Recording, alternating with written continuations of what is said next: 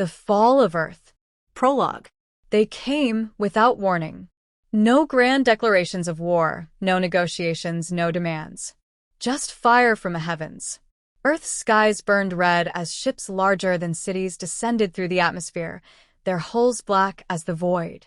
Plasma lances carved through Earth's defenses like paper, and the orbital fleet, the pride of humanity, was gone in minutes.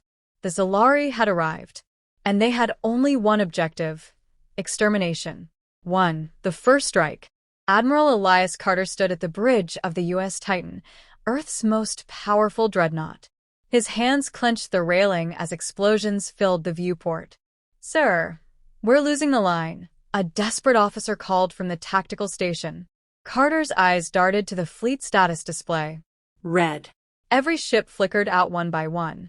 "No," he muttered. "This isn't happening."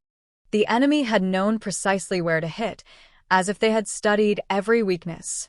The orbital defense grid, the deep space relays, the military bunkers, all were annihilated in the first hour. Then came the landings. 2. Invasion from the sky.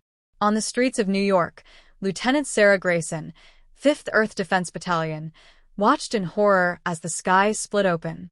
Massive Xelari warforms, towering biomechanical monstrosities, descended in waves. Their elongated limbs bristled with energy weapons, and their faceless, chitinous bodies gleamed under the burning sky. Her squad took cover behind a wrecked APC. "They're everywhere," Private Chin whispered, clutching his rifle. Grayson took a deep breath. "Then we hold the line." Plasma fire erupted. Soldiers screamed. The Xelari advanced with eerie silence, stepping over human corpses as though they were nothing. The battle for Earth had begun. 3. The fall of nations. Across the world, humanity fought back. In London, the Royal Defence Corps detonated the Thames Barrier, flooding entire districts to slow the invaders. In Tokyo, exosuit-clad defenders clashed with Xelari war drones in the neon-lit ruins. In Moscow, nuclear missiles launched, only to be intercepted midair by alien gravity weapons. Everywhere, the pattern was the same. Humanity resisted, but the Xelari were relentless. 4. The last stand at Geneva. The United Earth government had one last contingency, a secret bunker beneath Geneva, Switzerland. Inside, President Elias Moro stood before a holographic display of Earth. Red indicators spread like a plague. A general turned to him. "Sir, if we activate the Exodus Protocol, we can still evacuate the colonies." Moro exhaled.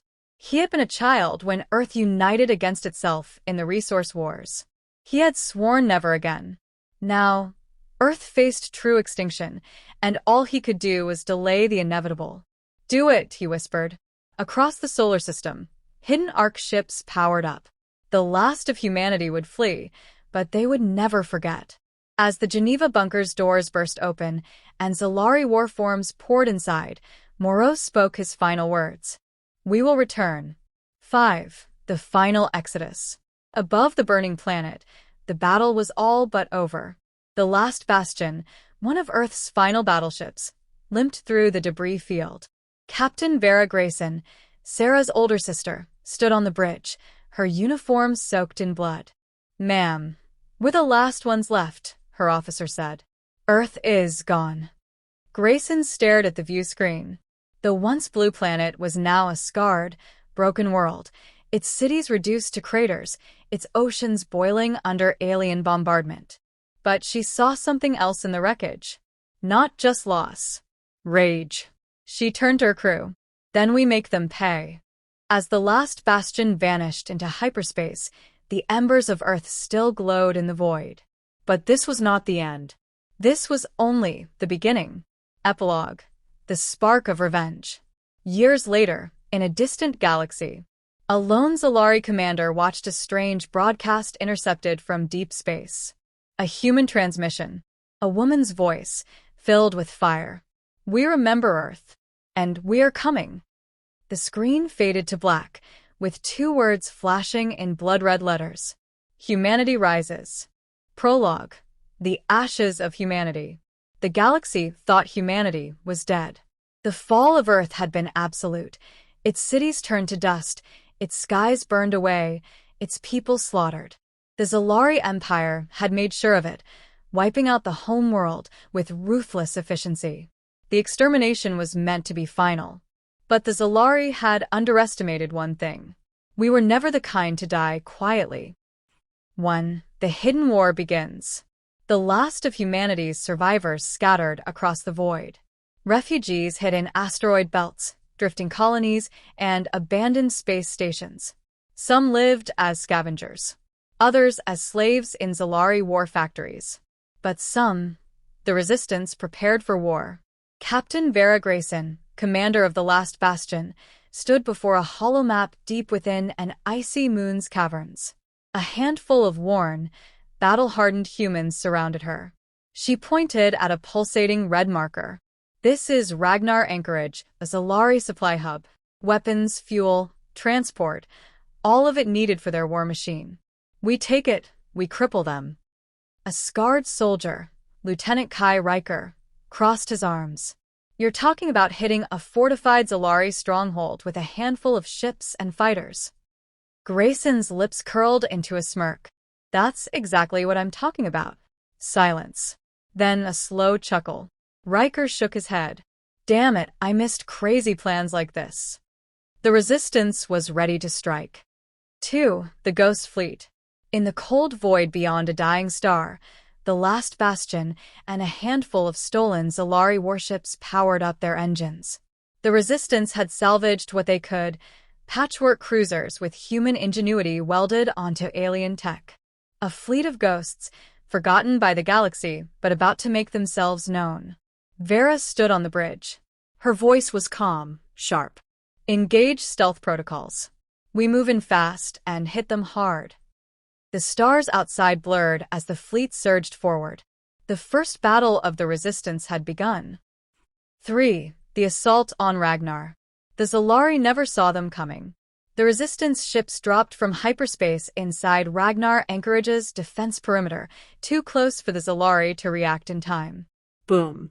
The first plasma torpedoes slammed into the station's power core, sending shockwaves through the structure. Inside, human strike teams in stolen Xelari armor infiltrated key facilities, gunning down guards and hacking into control centers. Vera led the charge. Her pulse rifle hummed as she cut through the alien defenders. Push forward. We take the armory first. Explosions. Gunfire. Screams. The Resistance was winning. 4. The Cost of War. Victory was never easy. The Xelari regrouped faster than expected, swarming the corridors with energy weapons that burned through steel. The Resistance started to fall back.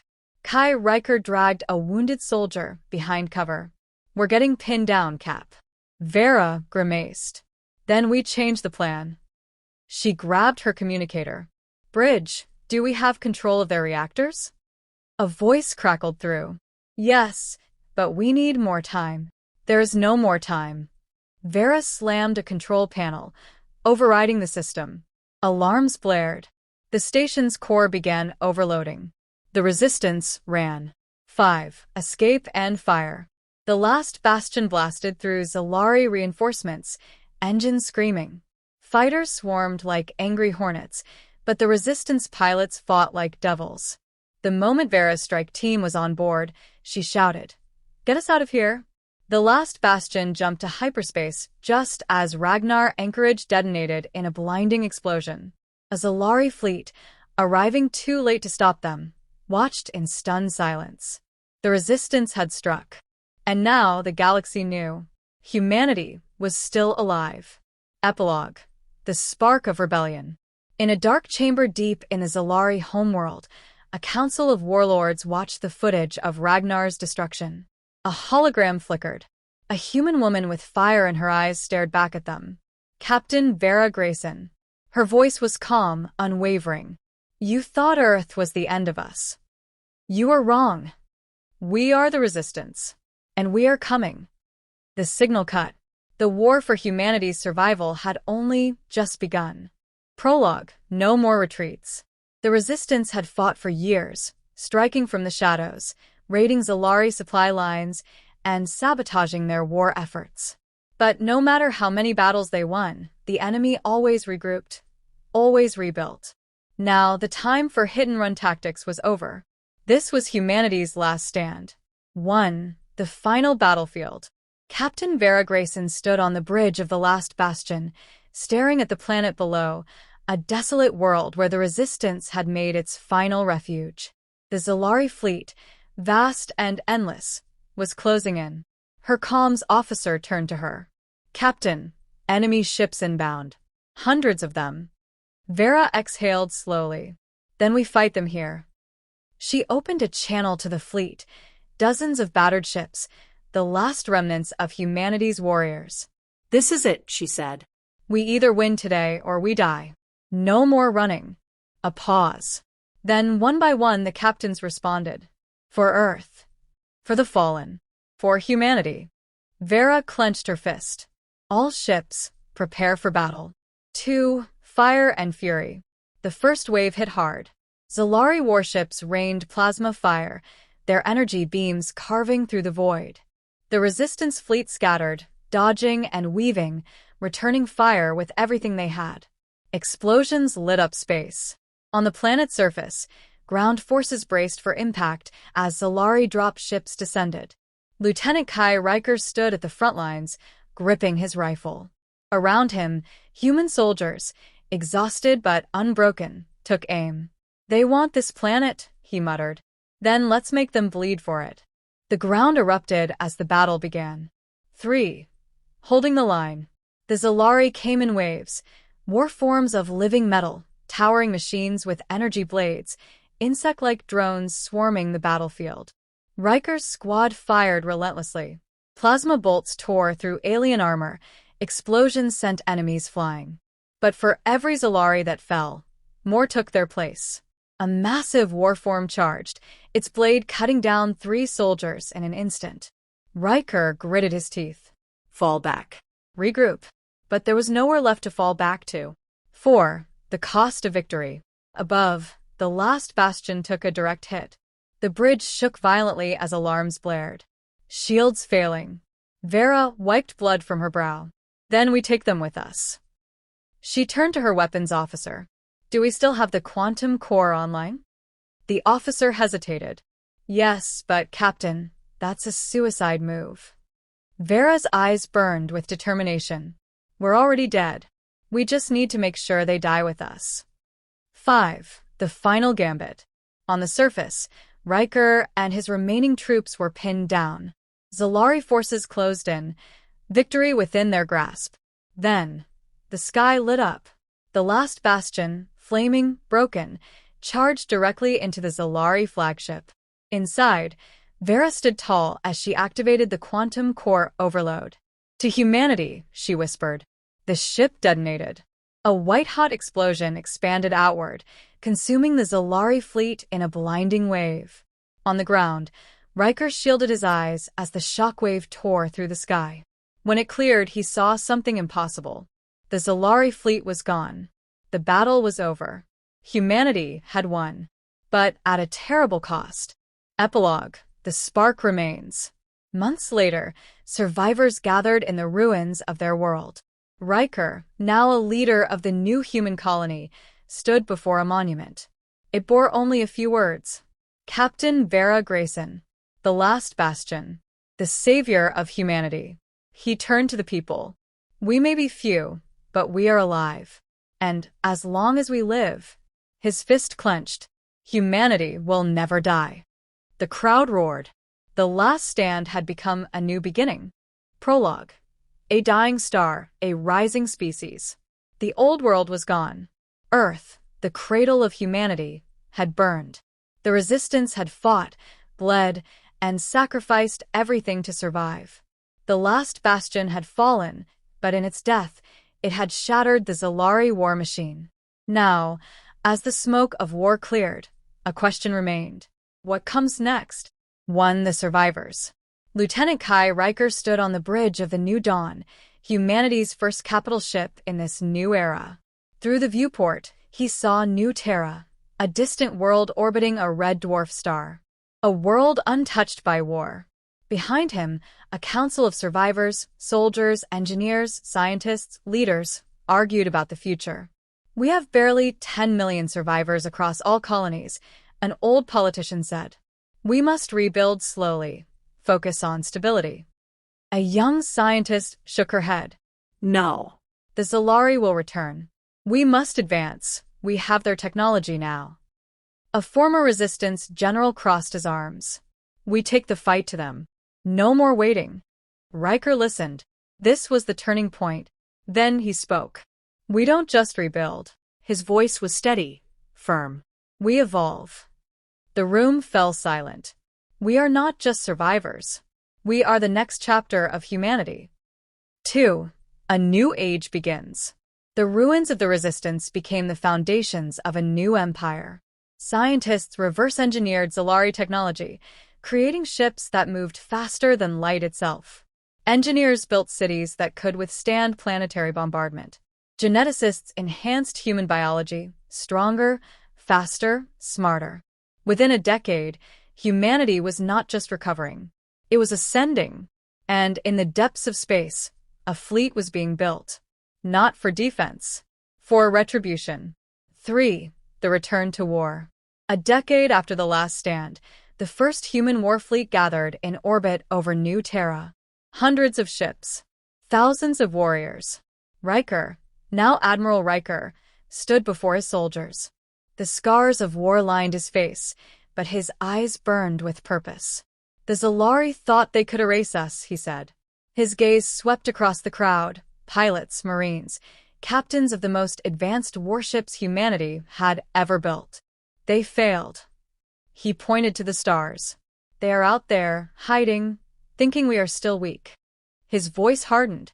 "But we are no longer the hunted." He stepped forward. "We are the storm." The fleet roared.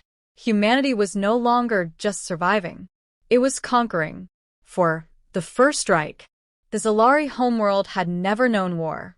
For millennia, they had ruled as masters of the stars, exterminating species at will. Until now. The first human dreadnought, Vera's Wrath, dropped from hyperspace over Xelari Prime. Its weapons fired first. Planetary shields cracked. Xelari ships scrambled to respond.